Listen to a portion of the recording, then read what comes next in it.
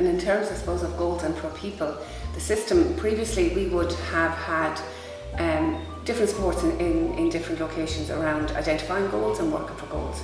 But we didn't have a standardised system of identifying that and identifying the actions and tracking the actions and tracking the follow-up. And it was a difficult, it would have been a difficult area to report on. Now we're early days with this part of the system ourselves, and we're still rolling that aspect of it out, but already we can see that we have the opportunity to really delve into supporting people, identifying what is working, what isn't working, and to be able to report. And we have introduced into it our regulatory requirements, and our standards are our KPIs. So we will now be able to report against our KPIs on how we are supporting people to achieve personal outcomes and how successful we are in doing that. And it'll help us to trend and identify where supports are needed as well. So effectively as well, I suppose, just in relation to that person-centred and personal outcomes aspect of it as well, we loved the idea of the portal, and it is again an area that we're beginning to roll out.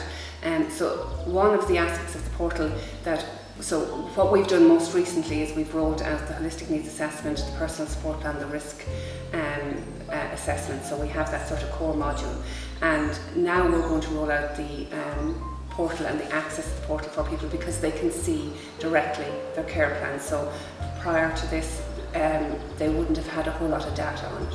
So we're now beginning that process. But it means that people can have direct access to their care plans, they can read them, they can come back in. If somebody sees something or says, I don't really like the way that's phrased, they can go and look at it, and they can come back to Catherine and say, I've been on the portal, I saw my support plan, I'd like you to change this aspect of it, or this doesn't reflect me the way that I want it to reflect me.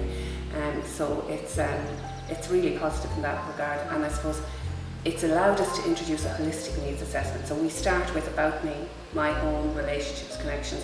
So they're the first things that are your kick-off point in terms of service provision and how we document and share that. And I think that's a lovely piece for us, because it's the person first. And so the first thing that you will see when you go on is about the person and who they are and what they want to achieve for themselves. And it just gives it a really person-centred, it grounds, I suppose, what that whole person-centred plan is supposed to be about. And then it follows on from that into all of your individualised support requirements, all of your clinical support requirements, and your risk assessments.